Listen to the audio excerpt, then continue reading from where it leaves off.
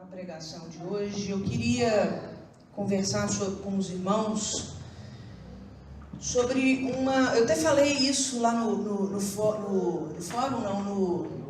núcleo ontem, né? Que quem quisesse ouvir sobre o conto da cigarra e da formiga, que viesse aqui hoje, que nós conversaríamos sobre isso. Meu intuito era passar, inclusive, um filmezinho, aquele filme da Walt Disney, de 1936 ou 38, não sei, é muito antigo, é um negócio assim... Quando eu estava assistindo o vídeo, eu falei, não acredito que um negócio tão legalzinho desse, você vê como é que a Walt Disney já é à frente do seu tempo há muitos anos, né? Ela fez isso em desenho. Eu queria ter passado, mas eu não consegui nem baixar, nem ninguém que baixasse. E eu resolvi que eu vou contar. Amém? Amém. Então a palavra de hoje é o conto da cigarra e da formiga, um ensinamento ao planejamento. Essa história, eu não sei quantos conhecem, daquela cigarra que cantava no verão enquanto as formigas trabalhavam, e que quando chegou o inverno, essa mesma cigarra ficou completamente desabrigada, sem alimento, e as formigas lá fazendo aquela festa no formigueiro, pois tinham calor e provisão, né? Este conto, ele deixa uma mensagem, e vocês vão ver que a pessoa que escreveu, aí você vai se assustar, né? Mas por que não é de se assustar? Porque esse conto foi tirado da Bíblia, né? O desfecho foi por conta do cara, mas o início veio do livro de Provérbios, onde a Bíblia ensina a respeito da formiga, né? E quem escreveu esse conto foi Esopo, o nome dele é Esopo. Ele ele nasceu 630 anos antes de Jesus. Antes de Jesus. Ele era um fabulista. Inclusive, esses homens que eram escritores de fábulas, depois foram citados no Novo Testamento como aqueles que enredavam as pessoas por historinhas da carochinha e tiravam o ensinamento da palavra, né? Inclusive, o apóstolo Paulo falou sobre isso, né? Sobre os homens se darão a ensino das fábulas e deixarão a palavra do Senhor, pois isso será de difícil, né, tolerância aos ouvidos dos homens, né? Esse ensinamento fala sobre o dia de hoje, sobre o nosso presente e fala sobre o nosso porvir. Eu quero falar sobre administração financeira. Eu quero falar sobre prudência.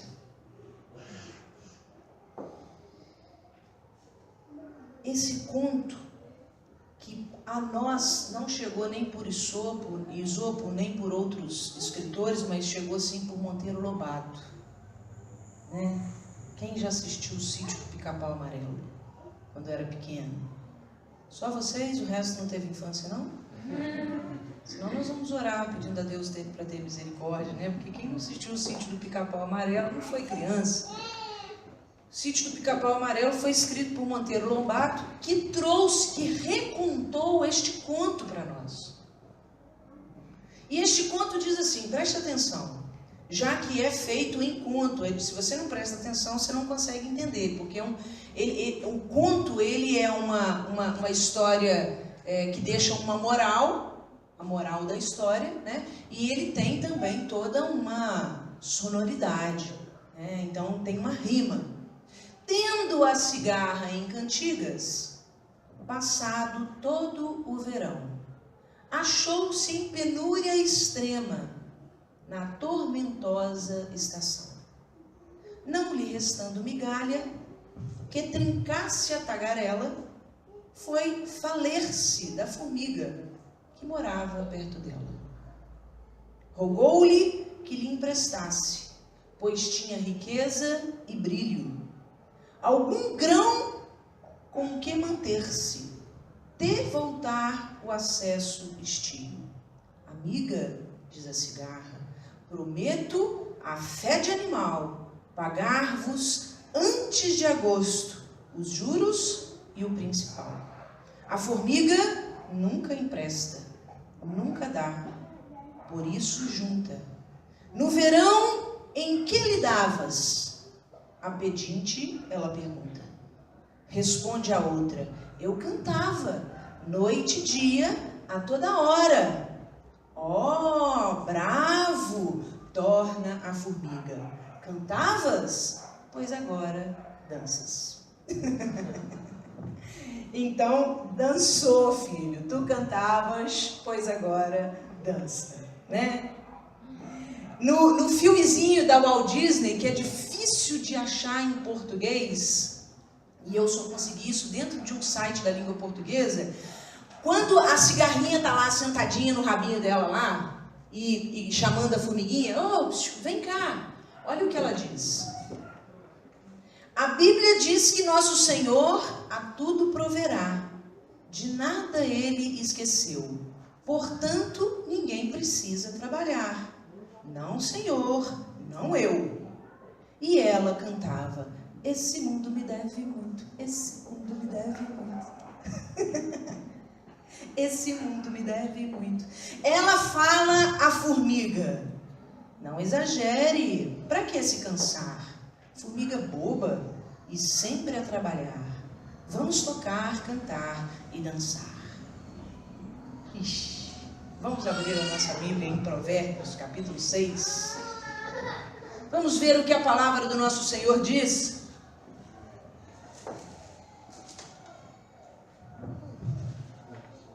Provérbios 6, de 6 a 11.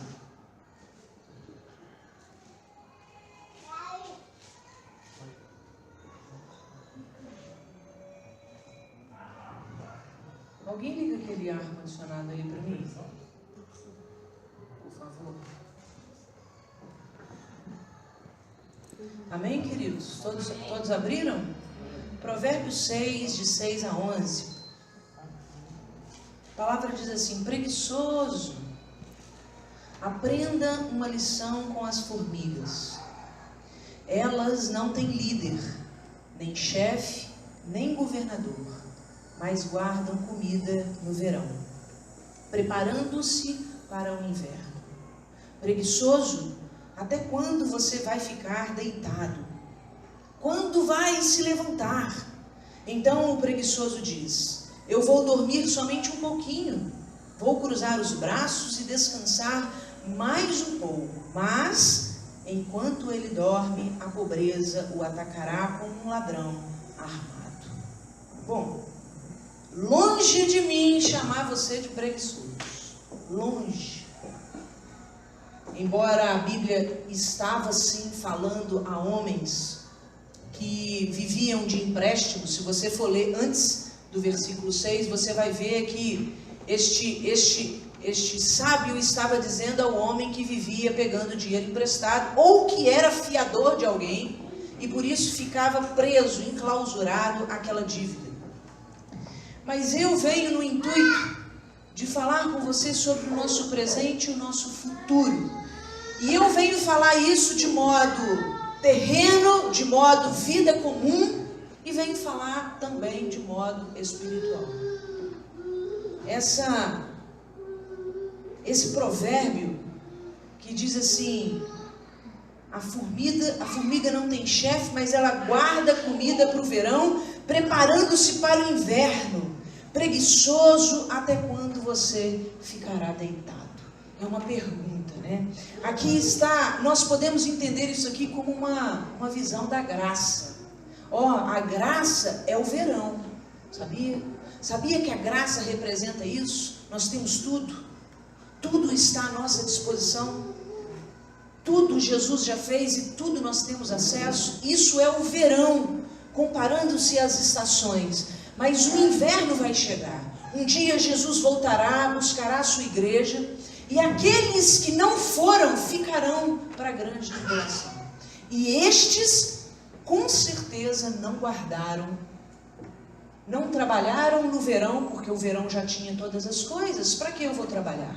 Para que eu vou guardar o meu coração? Lembra da peça de teatro que os meninos fizeram, falando das 10 virgens? Retratou muito bem isso, sobre as prudentes e as imprudentes, aquelas que pensavam que Jesus ia voltar e viveram e fizeram do seu modo de vida de acordo com essa palavra. Oxe, ele vai voltar, um dia ele vai voltar, e eu devo estar preparado.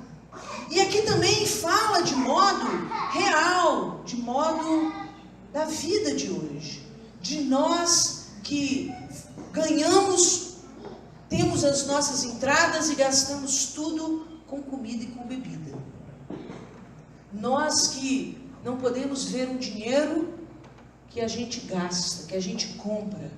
Nós que estamos sempre inventando na nossa cabeça necessidades e necessidades e necessidades para termos a desculpa de consumirmos. Como eu disse, longe de mim de chamar você de preguiçoso. Eu conheço a vida de vocês e sei que vocês são homens e mulheres muito dispostos. Mas eu quero considerar o conselho do sábio, que fala sobre provisão para dias difíceis. Nós estamos num tempo do nosso país muito diferente do que estávamos há 5, 6, 7 anos atrás. Muito diferente. Eu abasteci meu carro ontem a 4,29. Hoje ele já está 4,35. Aonde nós vamos parar? Hoje nós estamos caminhando a não termos mais aposentadoria. Hoje nós já estamos trabalhando sem vínculo de carteira assinada. Se nós não formos prudentes e nos lembrarmos que nós precisamos guardar hoje, para que nos dias difíceis, pode ser, querido, que você fique desempregado. Sabe uma coisa que eu me preocupo muito aqui na igreja? E eu tenho, às vezes, quando eu estou com as mulheres, eu sempre falo isso com elas. Vamos pensar em algo para nós mulheres fazermos, porque os nossos maridos trabalham com força bruta, eles não terão aposentadoria, e quando eles envelhecerem e ficarem sem força para trabalhar, como nós vamos viver? Vocês já pararam para pensar nisso? Vocês já pararam para pensar que daqui 10, 15 anos o seu corpo está completamente diferente, daqui 20 anos para alguns aqui, está completamente diferente e muito provavelmente você não vai conseguir render o que você rende hoje? Como que você vai sobreviver? Será que você deveria viver os dias de hoje como se não houvesse amanhã? Será que você deveria viver os dias de hoje sem pensar em poupar, em guardar? Não precisa me responder, mas quantos aqui hoje têm uma poupança? Não precisa me responder. Quantos aqui hoje têm um planejamento mensal que fala assim, olha, existe, eu nunca esqueço da minha avó falando assim, a gente é criança, a gente não liga para as coisas pequenininhas, né? Ah, avó, isso é só 10 centavos, isso não vale nada. Aí minha avó sempre falava, de grão em grão, galinha enche o papo, né? Você já parou para pensar que, por mais que a nossa renda hoje esteja contada, porque eu sei que está contada, para poder pagar as nossas contas, ainda assim vale a pena você tirar o mínimo possível e colocar numa poupança? Eu me lembro que quando eu fui me casar, eu namorei por 3 anos e meio. E eu tinha um emprego na época, que eu comecei a trabalhar muito cedo. E o meu emprego me dava pouquíssimo dinheiro, porque eu trabalhava para o meu próprio pai. E óbvio que ele não tinha vínculo empregatício comigo. Então ele me dava aquilo que uma garota de 11 anos, 12 anos podia receber. Era um trocado, né, como se diz. E logo depois ele abriu uma empresa e eu fui ser funcionária dessa empresa, que ele tinha como propósito ser o meu emprego, minha loja, só que isso não aconteceu. Mas eu sempre vi meus pais, principalmente o meu pai, muito sério com as finanças dele.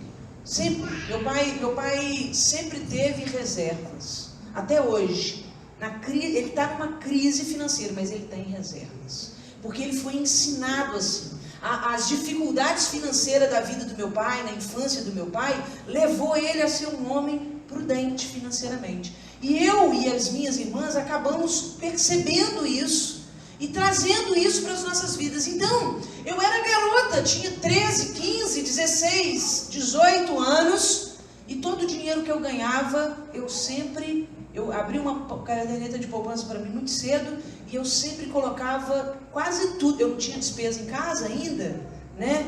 O meu namoro, eu tive um namoro privilegiado, onde eu não pagava as despesas. Ainda era naquele tempo em que os namorados bancavam as namoradas, né? Hoje não é assim mais. Hoje ambos trabalham e é justo que ambos dividam as despesas. Amém, queridos? Assim como num lar também. Embora a responsabilidade financeira, existem os papéis demarcados, a responsabilidade financeira seja do homem e a mulher em contribuir. Mas nessa época eu não tinha esse gasto.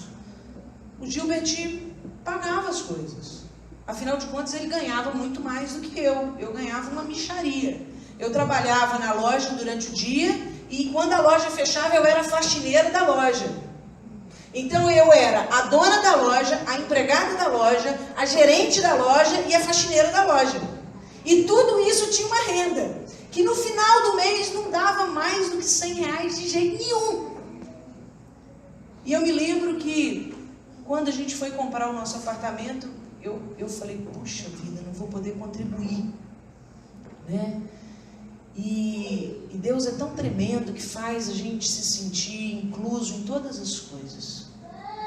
E a gente, antes de casar, começamos a olhar, Deus me deu um sonho, eu vi o apartamento, contei para o Gil, que falou, o apartamento é assim, assim, assado, vamos atrás desse apartamento, porque esse apartamento é nosso, e nós fomos procurando, achamos o apartamento. E quando nós achamos o apartamento, o cara pegou e falou assim, olha, esse apartamento está preso no banco e ele só pode ser vendido por transferência de funcionário entre funcionários caixa. Aí ele falou, eu sou funcionário caixa. Isso é um milagre muito grande. Nossa, é mesmo, você é funcionário caixa? Poxa, então você pode comprar. Mas quanto que você quer de entrada? Aí o cara falou lá, nem me lembro, só sei que faltavam R$6.000. E o Gilbert já tinha tirado assim, tudo, já tinha vendido o carro, já tinha... Aí eu fui lá na minha poupança, né, aquela poupança de colocar 50 conto por mês, R$30 por mês, e quando eu abro a minha poupança lá, quanto que tinha, gente? R$6.000. Eu não acreditei, eu falei, meu Deus, isso é um milagre. Saquei aquele dinheiro, dei para ele, e por causa disso, nós pudemos comprar um apartamento, né?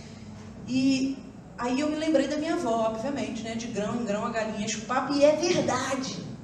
Então não tem desculpa para nós, por mais difícil que esteja a nossa situação financeira, de nós não sermos precavidos, de não termos uma organização do nosso lar, de não termos um planejamento. Nós precisamos ter uma poupança e nós precisamos colocar dinheiro ali. Eu peguei R$50, vai lá. Eu estou precisando de muita coisa, vai lá e guarda 10. É muito pouco, mas você vai ver que vai chegar um dia que aquilo ali vai dar um retorno para você num momento de dificuldade, igual era o nosso momento. Se nós perdêssemos aquela oportunidade, nós não conseguiríamos comprar outra casa. Veio num momento de dificuldade e dentro daquilo que Deus tinha nos passado, né? Então, eu quero falar sobre isso com vocês, sobre nós sermos pessoas que planejam o futuro. Vocês já perceberam isso? Que hoje muito mais importante é a aparência do que a essência? Às vezes a gente olha para a vida das pessoas e fala, nossa, esse cara deve estar montado no dinheiro. O cara anda com um carro assim, ou com um tênis assado. Você vai ver o cara está todo endividado, nada é dele. Nada é dele. E às vezes o outro está lá na simplicidade, tudo é dele. Se ele precisar vender o carro para poder, sei lá, pagar um hospital, ele tem. O outro não pode porque o carro não é dele. Provérbios fala sobre isso, sobre a prudência, né? E eu vejo uma coisa que quando eu converso com vocês e que eu percebo, eu vejo que vocês não têm esse planejamento do futuro. Talvez porque não foram ensinados, talvez porque acham que não vale a pena, né? Talvez porque são muito imediatistas mesmo e desejam ter as coisas logo, rápido, né? Mas a idade vai chegar e o tempo vai passar, querido. Eu quero que você abra sua Bíblia comigo, no livro de Lucas, capítulo 12. Eu já estou terminando.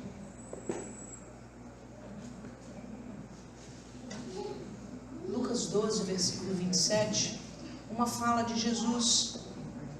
Uma fala de Jesus que parece que contrapõe aquilo que nós lemos em Provérbios. Nós fizemos uma leitura de Provérbios aonde fala: ó preguiçoso, seca a formiga, trabalhe, aguarde, ajunte, você tem ajuntado? Aliás, uma pergunta: você tem trabalhado? Outra pergunta: você é a cigarra ou é a formiga? Você é aquele que passa a vida a cantar ou a vida a trabalhar? Se você tivesse que marcar um X numa pergunta que diz assim: na fábula da cigarra e da formiga, quem você é? A cigarra ou a formiga? Quem você marcaria? Você só tem uma alternativa. Quem você marcaria?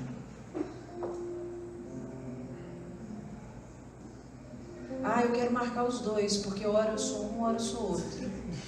Não pode. Embora como eu vou dizer, por incrível que pareça, parece-me que o equilíbrio das duas coisas é o que mais nos atende, né? Sermos aquele que está a descansar na vida também. Mas você vai ver que não é assim.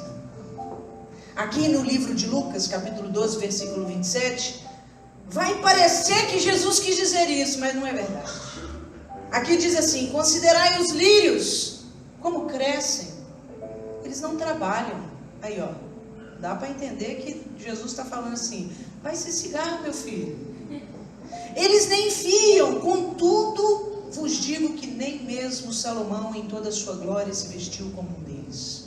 Se pois Deus assim veste a erva que hoje está no campo e amanhã é lançada no forno, quanto mais vós, homens de pouca fé. Não procureis, pois, o que haveis de comer ou o que haveis de beber, e não andeis preocupados, porque a todas essas coisas os povos do mundo procuram, mas vosso Pai sabe que precisais delas. Buscai antes o seu reino, e essas coisas vos serão acrescentadas. Não temas, ó pequeno rebanho, porque o vosso Pai agradou dar-vos o reino. Dá a entender que Jesus está falando assim: ó, tudo já é nosso, para que você vai trabalhar? Não dá a entender? Mas essa é uma interpretação muito relaxada. Não é isso que Jesus está dizendo. Jesus, quando está dizendo aqui, ele está falando da ansiedade da vida. Ele está falando daquele que tem uma preocupação tão exacerbada que ele nunca confia em Deus.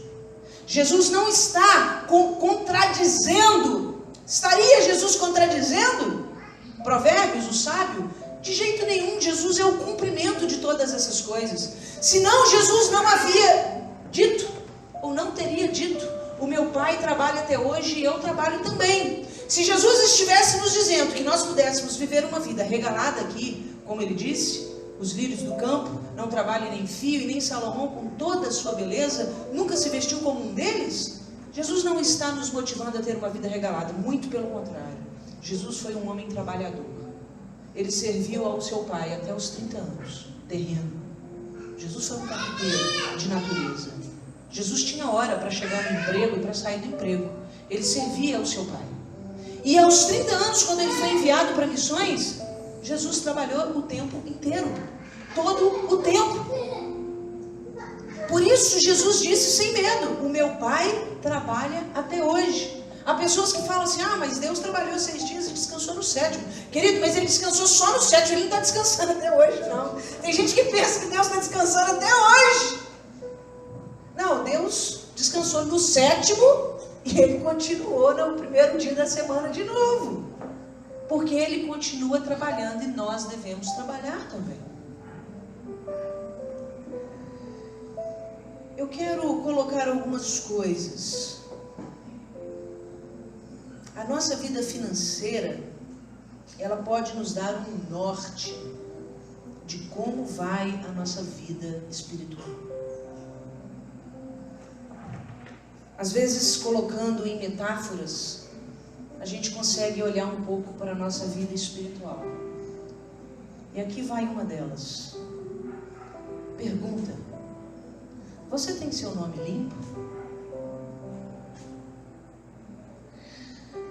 Se você não tem o seu nome limpo, você se esmera, ou você se esforça, você se empenha para limpar o seu nome? Ou isso já caiu no esquecimento? Você é um cara que agora só compra à vista? Porque quem tem o nome sujo tem esse discurso, né? Não, eu só compro à vista. Mas eu só compro à vista porque eu não tenho crédito na praça. Não é porque eu sou organizado, não. Mas você tem o seu nome limpo? Espiritualmente, isso nos mostra como nos importamos com o nosso relacionamento com Deus. Se ao fazermos, se nós nos importamos com aquilo que nós vemos, ou seja, com o relacionamento do nosso credor, se eu me importo com estar certo com todo mundo, de ninguém virar a cara para mim na rua, eu certamente me importo com aquilo que eu não vejo. Querido, isso é fatal. Pode parecer brincadeira, mas não é. Se você não se importa em estar com o seu nome sujo, você também não se importa em ter um relacionamento com Deus. Porque o relacionamento com Deus, a gente precisa se esmerar, a gente precisa batalhar por Ele, a gente precisa se entregar. E quando a gente está se relacionando com Deus, as coisas que importam para Ele importam para nós. E estar com o nome sujo certamente não é uma coisa que está envolvida num relacionamento com Deus. Eu não estou falando isso para dizer para você: vá limpar teu nome, embora isso seja muito importante mesmo. Eu estou querendo, como eu disse aqui, querendo mostrar para você que a sua vida espiritual pode revelar um pouco do seu caráter. A sua vida financeira, pode revelar um pouco do seu caráter e daquilo que você espiritualmente exala. Você tem planejamento financeiro? Você faz planejamento financeiro? Você planeja onde que vai o seu dinheiro? Quanto que você tem? Ou você sempre gasta mais do que o que você tem? Você gasta tudo que entra? Ou você sempre, principalmente nós que temos filhos e que podemos ser surpreendidos, Deus nos livre de todo mal, mas nós estamos no mundo e podemos ser surpreendidos por uma enfermidade e logo precisaremos tomar providências. Nós temos como atender isso? Ou quando formos surpreendidos, teremos que ir a um credor, buscar crédito com alguém e ficar devendo. Aquele que planeja uma vida financeira, escuta, planeja um devocional. Aquele que tem planos de onde vai investir os seus recursos, planeja quanto tempo do seu dia ele vai gastar na presença de Deus. Uma coisa, você pode fazer a leitura de uma coisa ou de outra. Talvez você nem faça tempo de devocional. Querido, se você não faz tempo de devocional, certamente você também não tem um planejamento de poupar os recursos, de pensar no futuro. Porque o devocional, sabe o que o devocional é? Ele nada mais é do que um preparo para o dia. Então, se eu não entendo que eu preciso me preparar para aquele dia, por que eu me prepararia financeiramente para algo que vai me surpreender? Quando isso me surpreender, eu me viro. Não é isso que a Bíblia nos ensina. Não é isso que Jesus nos ensina.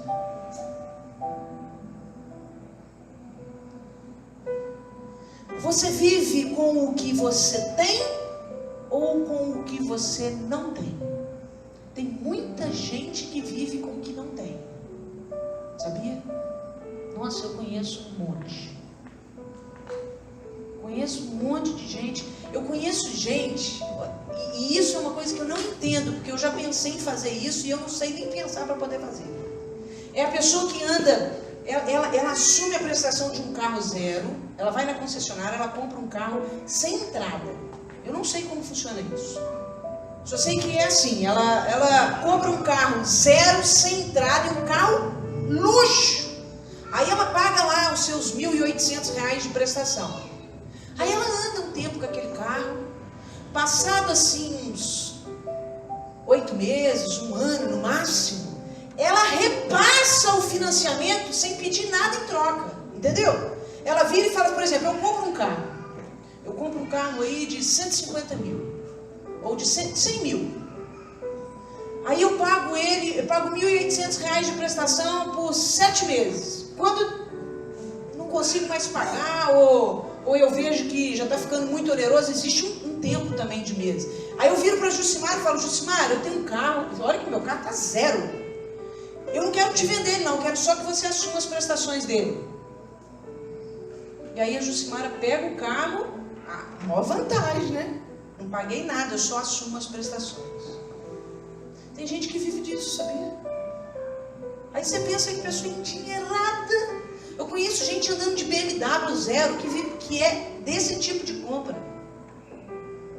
Você pensa que a pessoa tem um BMW, na hora que você vai olhar, não, ela assume, é como se ela alugasse o carro, gente. A Lorena hoje veio me mostrar ela falou, mãe, eu printei a tela porque se eu te contasse, você não ia acreditar. Divulgaram no Instagram assim, vende-se amigos online. Sério, é verdade. Não é você pode colocar no seu Instagram seguidores. Aí tem lá, eles estão vendendo lá, 100 seguidores custa tanto, 500 seguidores custa tanto, 1000 seguidores custa tanto. Estão vendendo tudo, estão vendendo até a mãe daqui a pouco. Te alugo a minha mãe aqui por cuidados por 1 semana. Venha comer comidinha caseira na casa de mamãe. Daqui a pouco vai estar desse jeito. Lá em Provérbios 22, para fechar a palavra, versículo 7, parte B, diz assim: quem toma emprestado é escravo de quem empresta. Tem gente vivendo de pedir emprestado e é escravo de quem empresta. Isso é um provérbio, isso é uma verdade. Porque quem vive de empréstimo é escravo daquele que emprestou. Moral da história. Já que nós estamos falando de fábulas, eu vou falar da moral da história. Trabalho hoje enquanto é dia, pois a noite é certa e nela não há moradia. Combinou, gente? Foi eu que fiz. Combinou? Trabalhe hoje enquanto é dia, pois a noite é certa e nela não há moradia. Aproveitemos nossos dias de força para guardarmos para nossos dias de fraqueza, porque eles virão. A palavra diz o seguinte: é certo que um dia chegarás o dia em que você será levado de um lado para o outro, sem que você queira. A palavra fala isso. Vai chegar um dia que você vai ficar velho, seu filho, seu neto vai chegar, ô vô, vem cá, vô. Aí ele te leva para lá. Põe o vô no sol. Aí depois, vô, sai do sol. Aí Você não quis nem ir para o sol, nem sair do sol, mas você vai ter que fazer isso. Porque você vai ser velho, você vai ser fraco um dia. Se Deus quiser, né? Senão você morreu antes da hora. Você vai ter recursos para viver, ou você vai ter que viver da boa vontade dos outros? Ah, se meu neto trouxer comida, eu como. Se não trouxer, eu não como. Em nome de Jesus, aproveitemos o tempo da graça para desenvolvermos um relacionamento com Deus, querido. Porque os céus ainda estão abertos. Um dia, os céus vão se fechar e nós vamos clamar: Senhor, Senhor, e ninguém vai responder. É verão, vamos ficar de pé. É verão, o sol brilha, nós estamos aquecidos pelo amor uns dos outros, nós estamos aquecidos pela esperança que Jesus colocou em nossas vidas.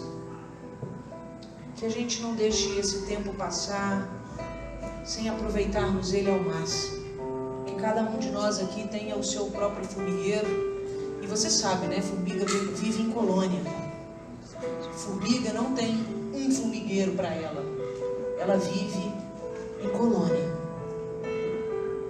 Que nós possamos ajuntar, para que nós possamos sempre abençoar uns aos outros, em nome de Jesus. Amém?